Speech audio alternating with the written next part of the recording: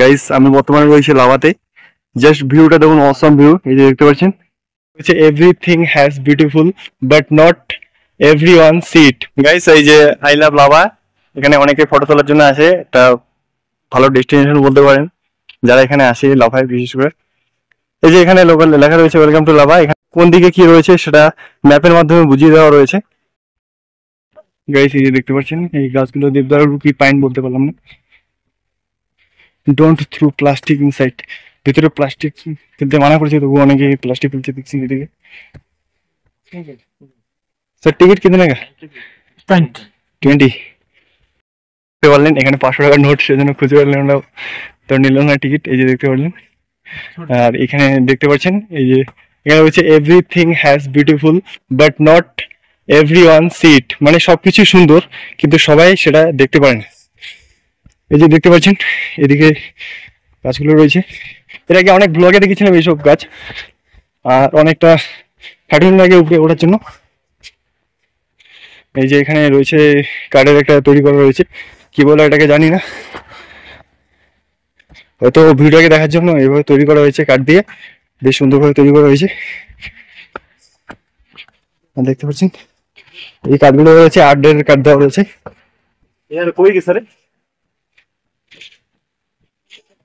Paint করা রয়েছে blue green. এই যে দেখতে পাচ্ছেন গাইস, পুরো লাভা সিটি থেকে দেখা যাচ্ছে এখান থেকে। এই যে নিচে ওই যে ওইদিকে রয়েছে আই লাভ লাভা, ওই যে কিছুটা দেখা যাচ্ছে। আর সব দিকে দেখছি এই গাছগুলো লম্বা গাছ, এই গাছগুলো পাইন গাছ। আর পাইনের অনেক ভ্যারাইটিস থাকে, ব্লু পাইন কি আরো কি কি পাইন থাকে, পাহাড়ি এলাকার গাছ। আর যেখানে একটা কাঠ দেওয়া রয়েছে, 8.5 কাঠ দেওয়া রয়েছে। আর এখানে মাঝে মধ্যে বসার জায়গা রয়েছে, এই যে দেখতে পাচ্ছেন। আর খাড়া রাস্তায় ওঠা খুব টাফ, অল্পতে হাঁপিয়ে যায়। পাহাড়ি লোকেদের জন্য কোনো ব্যাপার না, মামুলি ব্যাপার, কিন্তু আমাদের জন্য যারা সমতলের বাসিন্দা তাদের পাহাড়ি রাস্তা ওঠাটা খুবই টাফ। আর এতটা অল্পতে উঠতে হাঁপিয়ে গেলাম। বেশ দেখতে পাচ্ছেন এখন বিকেল গড়িয়ে প্রায় সন্ধে হতে চলেছে, সেজন্য বেশি একটা টুরিস্ট নেই। হয়তো সবাই আগেই এখান থেকে ডিপার্ট করে অন্য জায়গায় চলে গিয়েছে, দেখতে পাচ্ছেন। আর এখানে প্লাস্টিক বোতল এসব ফেলার জন্য এখানে বাকেট দেওয়া রয়েছে। এদিকে একটা ব্রিজ তৈরি করা রয়েছে, ব্রিজটা দিয়ে ওইদিকে যাওয়ার জন্য সম্ভবত।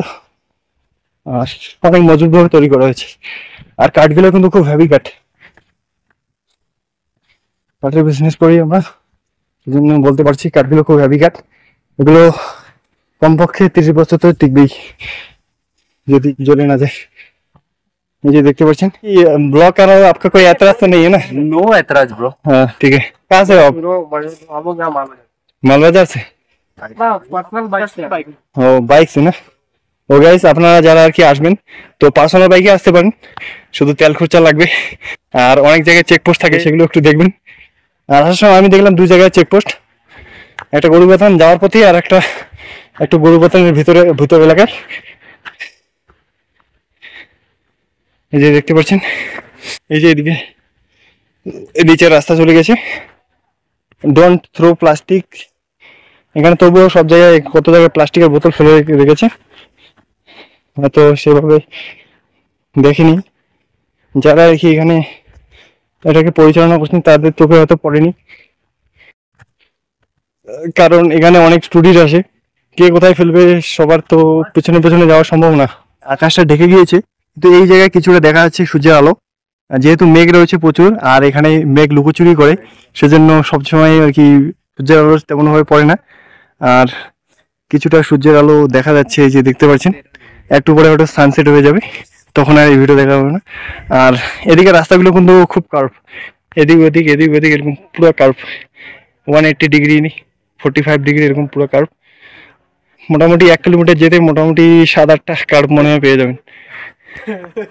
এই রুটে কিন্তু বেশি গাড়ি চলে না। আর একটা বাস ছাড়ে এখানে গরুবাথান থেকে 2টার সময়, তো ওখান থেকে আর কি একটা বাস ছাড়ে 150 টাকা ভাড়া নেয়। গরুবাথান টু লাভা 150 টাকা ভাড়া নেয়, শুধু দিনে একটা বাসই রয়েছে আসার জন্য। আর আপনারা চাইলে পার্সোনাল গাড়ি রিজার্ভ করতে পারেন, অথবা পার্সোনাল বাইক নিয়ে আসতে পারবেন। কিন্তু লোকাল গাড়ি আশায় থাকবেন না, কারণ লোকাল গাড়ি আশায় যদি থাকেন তাহলে আপনাদের সেই দিনটা বৃথা যাবে, কোনো জায়গায় ভালোভাবে ঘুরতে পারবেন না। লোকাল গাড়ি খুবই কম এই রোডে, আর শেয়ারিং ট্যাক্সিও নেই। আমি এখন নিচের দিকে যাব। এই যে বাকেটে এখানে প্লাস্টিকের বোতল ফেলে রেখেছে, ঠিক আছে, এগুলো না দিলে যেখানে সেখানে প্লাস্টিকের বোতল প্লাস্টিক এরকম ফেলে দূষণ ছড়াতো। তবুও অনেক জায়গায় এদিকে প্লাস্টিকের অনেক প্যাকেট রয়েছে খাবার জিনিসের। বেশ, এখন আমার এক্সপ্লোর করা শেষ, আমি এখন নিচে যাব। পুরো এলাকাটা এক্সপ্লোর শেষে আমি এখন নিচে যাব। এই যে এদিকে হচ্ছে টিকিট কাউন্টার, মাত্র 20 টাকার টিকিট। এই যে এখানে সিঁড়ি তৈরি করা হয়েছে, আর এদিকে আমি শর্টকাট রাস্তা দিয়ে নিচে যাবো, নাহলে ওদিকে অনেকটা ঘুরে যেতে হবে। ওই যে ওইদিকে রয়েছে আই লাভ লাভা গাইস, এটা হচ্ছে শর্টকাট রাস্তা, এদিকে গেলে অনেকটা ঘুরে যেতে হয়, কিন্তু আমি এদিকে শর্টকাট মারবো। একদম খাড়া রাস্তা, খুব ভয় করছে পিছলে পড়ে যায় নাকি। যাই হোক, উপরওয়ালার নাম করে নিচে নেমে বললাম, যা হবে দেখা যাবে। মনে হচ্ছে একদম নিচে দড়ি দিয়ে কেউ টানছে এরকম অনুভূত হচ্ছে। একদম খাড়া রাস্তা, এই যে দেখতে পারলেন, ওইখানে দেখলাম কে যেন পটি ধরে লেগেছে। গাইজ এদিকে শর্টকাট রাস্তা দিয়ে চলে আসলাম। ওদিকে গেলে ওই রাস্তা দিয়ে এদিকে নিতে গেলে আর কি মোটামুটি 1 কিলোমিটার যেতে হতো বোধ হয়। 1 কিলোমিটার না হলেও মোটামুটি 500-600 মিটার, কিন্তু এদিকে 1-150 মিটারে এখানে নিচে পৌঁছে গেলাম। সরকার রাস্তা তবে রিক্সও রয়েছে, কারণ এদিকে পিছলে যায়, স্কিট করে অনেকটা। Enjoy the beauty of hills, মানে পাহাড়ের সৌন্দর্যকে উপভোগ করুন। এই আমি নিচে চলে আসলাম, আর এখন যাব ফ্রেন্ড যেখানে থাকে ওখানে যাব। ও ফোন করেছিল এবং লাইভ লোকেশন হোয়াটসঅ্যাপে পাঠিয়ে দিয়েছিল। এই দেখুন কতটা কার্ভ নিয়েছে, এদিকে কতটা কাছে দেখা যাচ্ছে, কিন্তু এদিকে ঘুরলে মোটামুটি 1 কিলোমিটার যেতে হয়। এই যে উপরে রয়েছে আই লাভ লাভা, আর এদিকে ওঠাও সম্ভব না, সম্ভবত যদি সিঁড়ি দিত। প্লাস্টিক ফেলতে বারণ করেছে গাড়িতে। আর এদিকে শুনলাম একটা শর্টকাট রাস্তা আছে, এই শর্টকাট রাস্তা দিয়ে যাওয়া সম্ভব হবে কি হবে না জানি না। গাইজ খুব ভয় লাগছে। গাইজ শর্টকাট রাস্তা দিয়ে চলে আসলাম, এদিকে শর্টকাট রিস্কিও আছে, একদম খারাপ রাস্তা চলে এসেছি, এদিকে অনেকটা শর্টকাট মেরে চলে আসলাম। আর কাছে এখানে বিশেষ করে ড্রাইভারদের জন্য ইনস্ট্রাকশন দেওয়া রয়েছে, don't drive if feeling dizzy or sleepy. মানে তোমার যদি নিদ্রালু বা সেরকম অলসতা লাগে তো সেরকম অবস্থায় গাড়ি চালাবেন না। আর আপনারাও জানেন সেরকম অবস্থায় যদি গাড়ি চালায় দুর্ঘটনা হতে পারে। গাড়ি একদম খারাপ রাস্তার দিকে উঁচু অনেকটা আছে, আর কিছুটা আর কি ঢালু আছে। একদম কেউ যদি না হাঁটতে চায় তবুও তাকে হেঁটে নিয়ে যাবে নিচে। দেখতে পাচ্ছেন বাড়িগুলো ইউনিক স্টাইলে তৈরি করা, বেশিরভাগ বাড়ি দেখছি। যে এখানে রয়েছে সেন্ট্রাল ব্যাংক অফ ইন্ডিয়ার এটিএম, 24 আওয়ার্স এটিএম,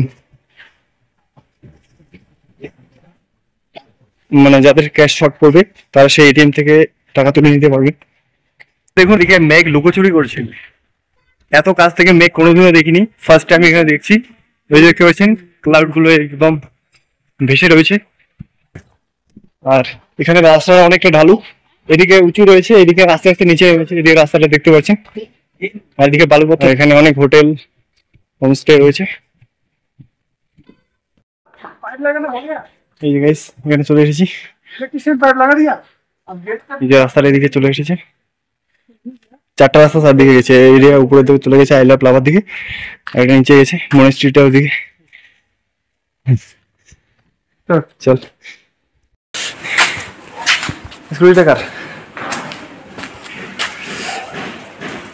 এই যে গাইস আমার ফ্রেন্ড জন্ম নিল, আর এখানে অনেকদিন পরে দেখা হলো। গাইস দেখুন রাস্তাটা কতটা উঁচু নিচু, আর এদিকে লাভা সিটির ভিউটা অসম লাগছে। আর এখানে মাঝখানে যেন বালু না কি যেন রেখেছে, এখনই করে যেতাম। গাইস আমি বর্তমানে রয়েছি লাভাতে, জাস্ট ভিউটা দেখুন, অসম ভিউ। এই যে দেখতে পাচ্ছেন এখানে আমি একটি ছাদে রয়েছি, এখানে কনস্ট্রাকশন চলছে। আর এদিকে দেখতে পাচ্ছেন কত সুন্দর পাহাড়। এই যে গাইস বাড়িগুলো ইউনিক স্টাইলে তৈরি করা,